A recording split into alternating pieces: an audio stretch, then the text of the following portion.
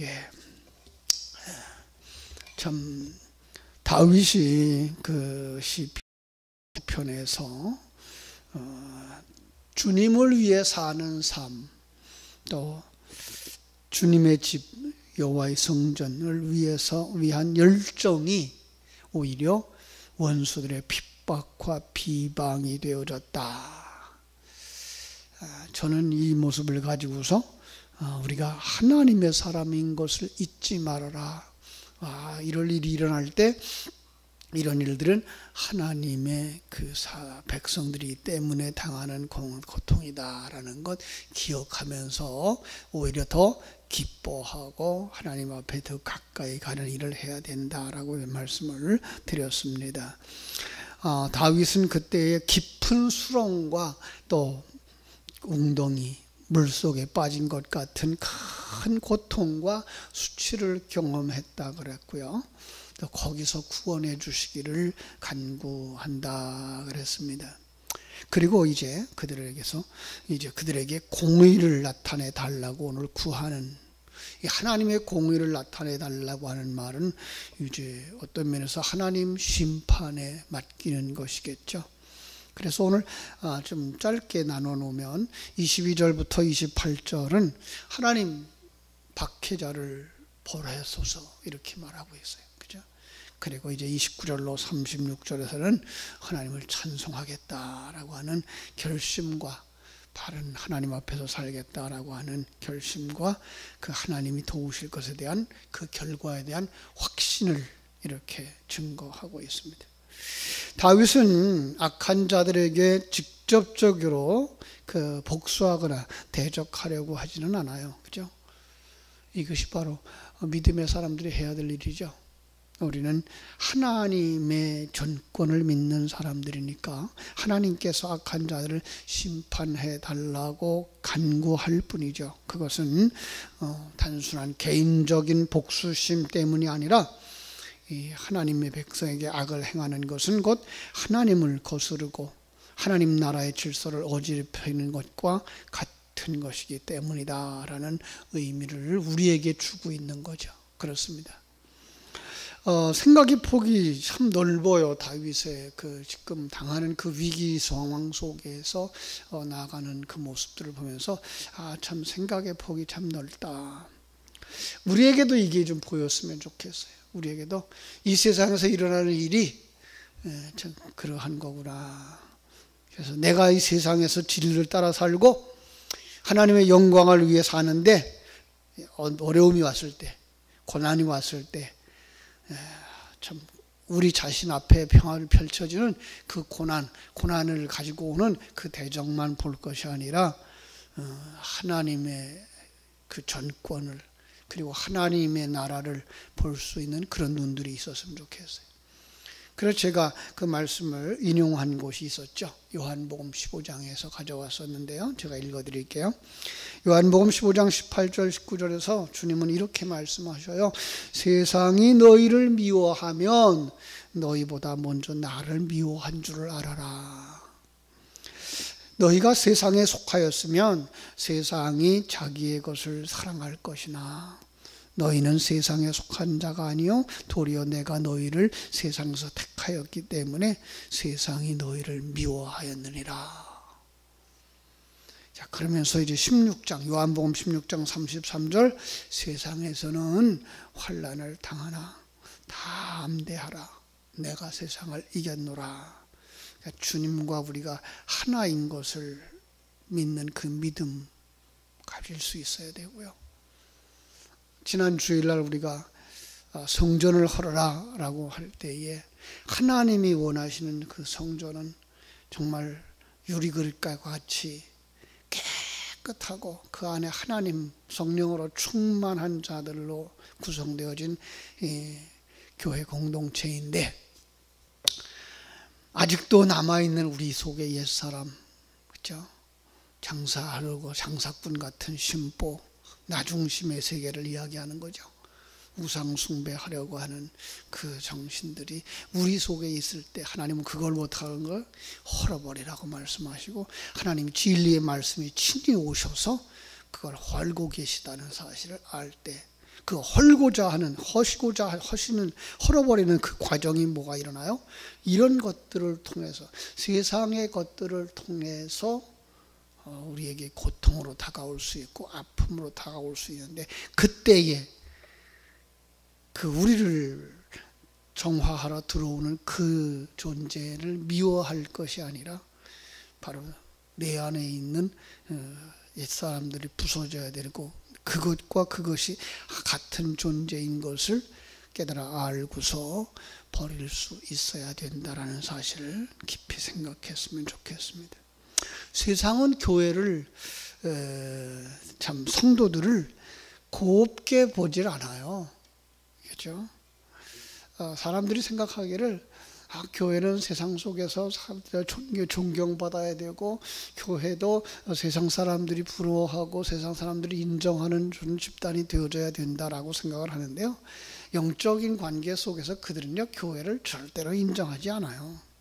요즘 극단적인 그 모습이 오늘 이 시대에 우리에게 지금 드러나고 있다라는 생각을 가지게 되지 않습니까?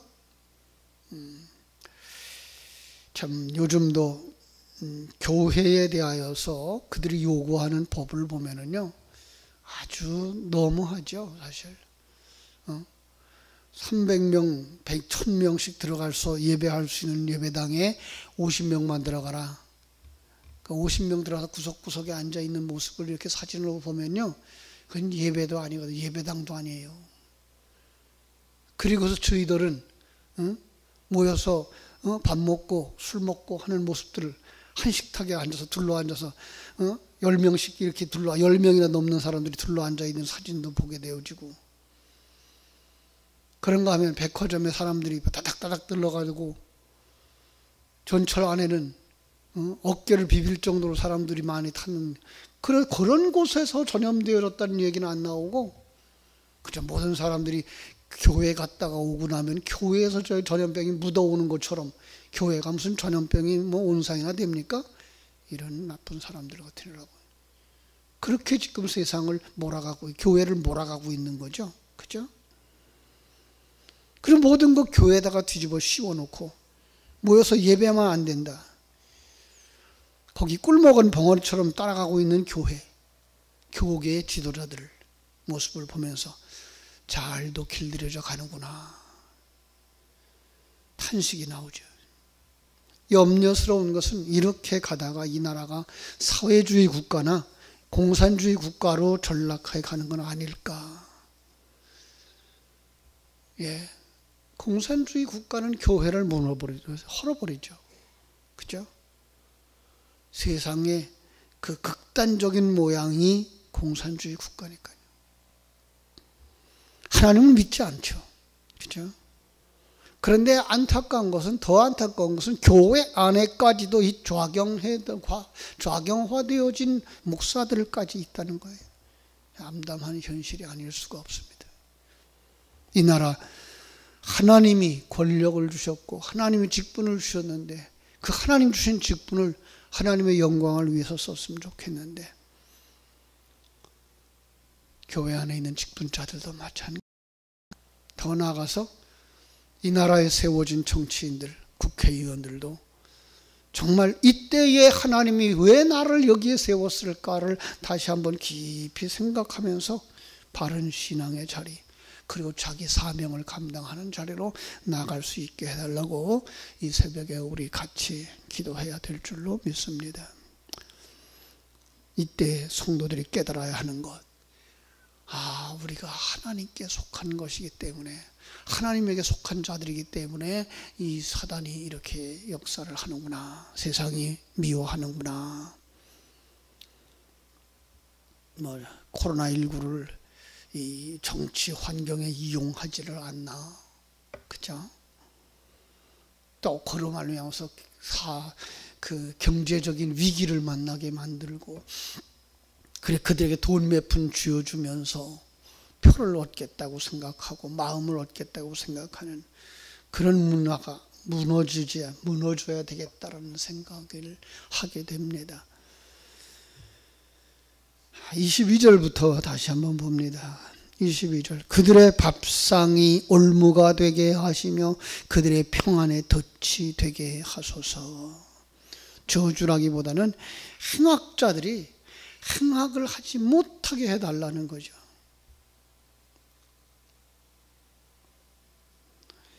그러니까 그들은 지금 요즘 정치하는 사람들이 일어나고 있는 사건들, 상황들만 보면 그걸 가지고 정치에다 이용하려고 그래요. 나라를 어떻게 하면 잘 다스릴까?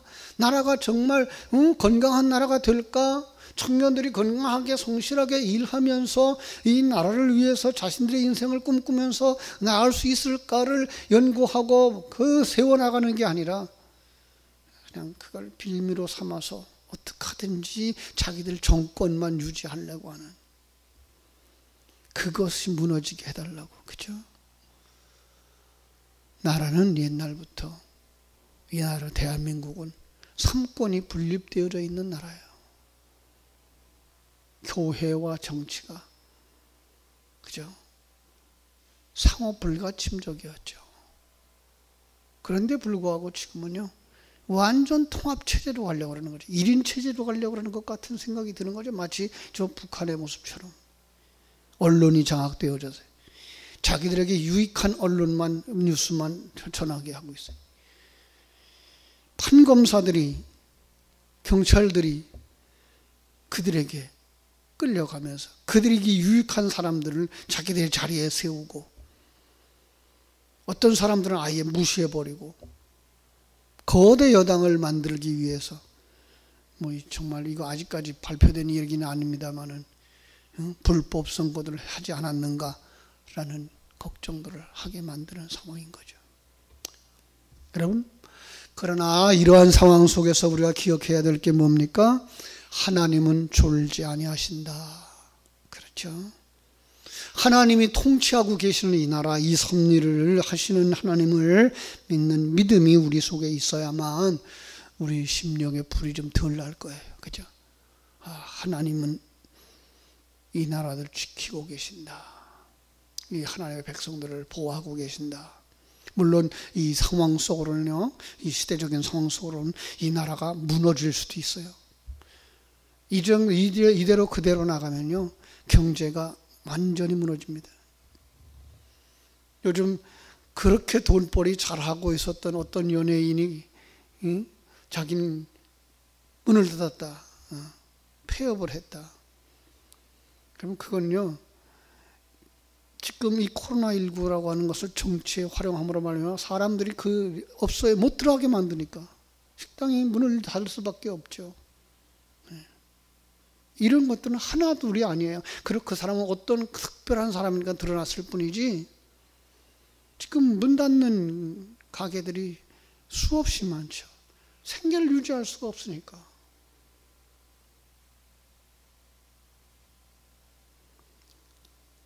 사실 코로나19로 말미암아서 죽은 사람이 400명이다. 그런데요, 해마다 독감으로 죽는 사람들이 수백 명씩 되는 건 그들이 생각도 못하고 있어요.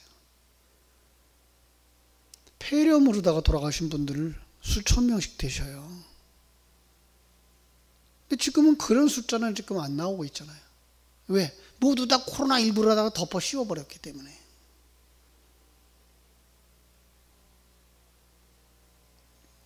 그래서 요즘 경기도 그 의사협회에 회장되는 의사는요, 이러면 안 된다, 이러면 나라 망한다, 이거 좀 비교하면서 생각들을 좀 해봐라 라고 지금 계속 안타까워서 그냥 유튜브에 뉴스를 올리더라고요. 아마도 이렇게 경제가 무너지면요, 사람들은 돈 몇 푼 받는 게 길들여진다고요. 이 젊은이들이 거기에 길들여지면요, 성실하게 일하는 사람들이 없어져요. 지금 곳곳에 대학이 세워져 가지고 대학교 안 나온 사람이 없어요. 다 대학교 나왔다는 거예요. 대학교 나오고 나니까 뭐예요? 공장에 가려고 하질 않아요. 힘든 일을 하러 가지 않아요. 공사장에 가려고 하지 않아요. 그래서 거기에 누가 들어와요? 외국인들이 들어오죠. 외국인들 들으면 어떻게 돼요? 전부 다 돈, 임금이 그들의 나라로 나가죠. 돈이 나가죠. 그럼 나라는 점점 더 어려워지죠. 젊은이들은 일하러 가지 않으려고 그러죠. 왜? 몇 푼씩 돈 주는 거 거기에 길들여지니까. 부모님 재산은 얻어먹는 거 길들여지니까. 무서운 시대가 되는 겁니다. 여러분, 그러나 그때라도 우리 예수의 사람들 잃어버리면 안 되는 것. 나는 하나님의 사람이다. 그리고 우리가 그 속에서 할 수 있는 것, 진리의 되새김질, 기도하는 거예요. 주어진 환경 속에서 나는 하나님의 사람으로 어떻게 건강하게 살아갈 것인가를 생각하고 거기 충성스러워져야 되는 거예요. 불평만 하고 원망만 하고 있을 게 아니라 우리가 해야 할 일을 마땅히 해야 되는 거예요. 23절, 그들의 눈이 어두워 보지 못하게 하시며 그들의 허리가 항상 떨리게 하소서. 그들의 힘이 쇠하여져서 행악하지 못하게 해달라는 거죠. 그렇죠? 그들의 힘이 쇠약해져서 그들의 눈이 어두워지게 해줘서. 영적 눈 보지 못하잖아요. 그 결과는 지옥의 형벌에 주어질 것이죠. 허리에는 진리의 허리띠가 띄어져 있어야 되는데 그렇지 못하면 비진리가 그들의 허리띠가 되는 거죠. 그 결과 흔들리는 거예요. 주의 분노를 그들 위에 부으시며 주의 맹렬하신 노가 그들에게 미치게 하소서. 끝까지 회개하지 않을 때는 하나님의 진노가 임할 것입니다. 그 때를 바라다 보며 살아가는 성도들은 마치 바벨론에 포로되어져 갔던 다니엘처럼, 다니엘의 세 친구 사드락, 메삭, 아벳느고처럼 뭐 해야 돼요? 신앙의 모습을 드러낼 수 있어야 되는 거죠. 풀무불 속에 던져지는 한이 있어도, 사자굴 속에 던져지는 한이 있어도, 수갑이 채워져서 감옥에 던져지는 한이 있어도 믿음의 사람들의 외치는 소리는 일어나야 되는 거죠. 주의 분노를 그들 위에 부으시며 주의 맹렬하신 노가 그들에게 미치게 하소서. 끝까지 회개하지 않을 때는 하나님의 진노 분명 그들에게 임할 것을 바라다 보는 거죠. 그렇죠? 25절로 27절, 하나님 그들을 황폐하게 하소서. 여러분, 이것은요 조금 더 심하게 보면요 우리 속에 있는 영적인 전쟁으로 보실 수 있어야 돼요. 우리 속에 하나님의 사람은, 옛사람이 계속해서 참 파괴하러 덤벼드는 거죠. 아주 부드럽게 얘기했을 때 내 속에 검은 개하고 흰 개하고 싸우는, 매일 싸워. 누가 이겨요? 내가 누구에게 양식을 주느냐. 여러분, 그것은 영적인 싸움일 때 나는 어떠한 영적인 양식을 먹느냐, 진리의 양식, 생명의 말씀을 먹느냐, 아니면 세상의 것을 바라다보고 세상으로 가는 에 따라서 싸움이 일어난다는 거. 그렇죠? 28절에 보면 그들을 생명책에서 치우사 의인들과 함께 기록되지 말게 하소서. 당연하죠. 나는 29절, 나는 가난하고 슬프오니 하나님이여 주의 구원으로 나를 높이소서. 여기 재미난 단어가 들어가 있어요. 가난하고, 나는 가난합니다. 마태복음 5장에 가면 심령이 가난한 자는 천국이 저희 것이라고 말씀했어요. 바로 우리에게 주시는 말씀이에요. 나는 그렇게 심령이 가난한 자입니다. 그럼 슬프다는 말은요, 애통하는 자는요, 복이 있나니 하나님의 위로가 있을 것이요. 바로 나는 하나님 당신이 찾는 자, 하나님의 백성입니다. 그래서 이 세상 속에서 심령이 가난한 자로 삽니다. 저런 모습을 보면서 내 속에 있는 옛사람이 무너지지 아니하는 모습을 보면서 애통합니다. 그러니 하나님 도우소서, 구원하소서라고 말하는 거죠. 마지막 부분에 보면요, 30절부터 36절에서 이 결심을 하고 있어요. 참 보겠습니다. 내가 노래로 하나님의 이름을 찬송하며 감사함으로 하나님을 위대하시다 하리니, 그 속에서도, 그 위기 상황 속에서도, 포로되어진 상황 속에서도 역사 속에 카타콤에 갇혀 있는 그 속에서도 햇빛을 보지 못하고 200년을 살았던 그들을,